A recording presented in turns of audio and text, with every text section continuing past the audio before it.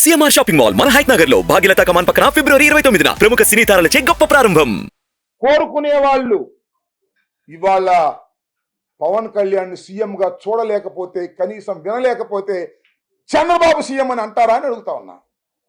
Chandrababu CM అని అనండి. వాళ్ళ ఇలాంటి పరిస్థితి ఎందుకు దిగజారిపోయిందో మీ రాజకీయ పక్షం ఆలోచించమని మనం చేస్తున్నా. దుర్మార్గమైనటువంటి రాజకీయాలు. అదేమంటే ఏయో చెప్తున్నాడు. ఏమంటాడు? ఏ జగన్ అరుపు. ఏం జగన్ అండవు. ఏ జగన్, నాలో మంచితనాన్ని చూశావు, నాలో శాంతిని చూశావు, ఇక చూస్తావు. ఏం చూస్తావా? ఎన్నిసార్లు చెప్పాడు డైలాగు? ఇప్పుడుకి నీ పార్టీ పెట్టిన తర్వాత ఎన్నిసార్లు చెప్పావు నువ్వు? మళ్ళీ చెబుతున్నావు. బెదిరిస్తావు. ఎవరిని బెదిరిస్తావా? నాకు అర్థం కాలేదు. పవన్ కళ్యాణ్ గారు, ఎవరిని బెదిరిస్తావు నువ్వు? దమ్ముండి చంద్రబాబుని బెదిరించు, 4 సీట్లు తెచ్చుకో. ఎవరిని బెదిరిస్తావు? జగన్మోహన్ రెడ్డిని బెదిరిస్తావా? ఏమిటయ్యా నాకు అర్థం కాలేదు. ఒక్కసారి నీ వెంట ఉన్న జన సైనికుల్ని రహస్యంగా పిలిచి అడుగు. చంద్రబాబు గొప్పోడో జగన్ గొప్పోడు వాళ్ళ అంతరాత్మ నుంచి చెప్తారు. జగన్ వీరుడని చెప్తారు. ఏ కాకైనా జగన్ పోరాడగలిగిన శక్తి ఉందని చెప్తారు. ఎవడిని దేహి అనుకోకుండా ముందుకు వెళ్ళగలిగిన శక్తి సామర్థ్యాలు ఉన్నటువంటి రాజకీయ నాయకుడు జగన్ అని చెప్తారు.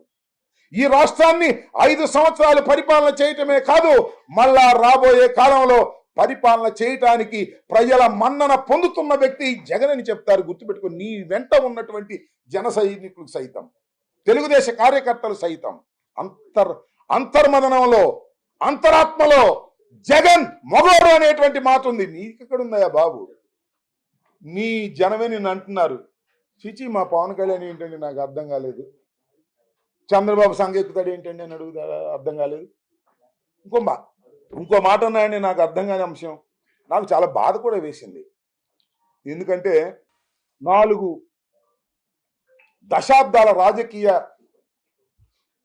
చరిత్ర ఉన్నటువంటి ఉద్దండు చంద్రబాబు నాయుడు గారిని 52 రోజులు జైల్లో పెడితే నాకు బాధేసింది అని ఒక విధంగా విలపించాడు పవన్ కళ్యాణ్ గారు.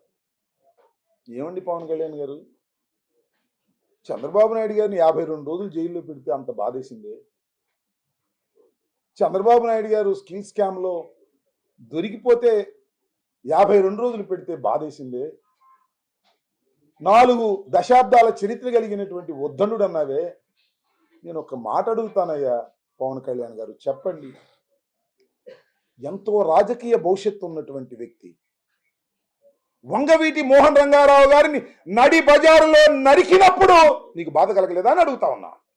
అంతేకాదు, నీతికి నిజాయితీకి పేరు పొందినటువంటి వ్యక్తి, ఎవరికి అమ్ముడుపోనటువంటి వ్యక్తి, కాపు ఉద్యమం కోసం కృషి చేసినటువంటి వ్యక్తి ముద్రగడ పద్మనాభాన్ని కొట్టినప్పుడు, ముద్రగడ పద్మనాభం గారి భార్య పిల్లల్ని వేధించినప్పుడు కలగని బాధ చంద్రబాబు నాయుడు దొంగ దొరికితే 52 రోజులు జైల్లో పెడితే బాధ కలిగిందా?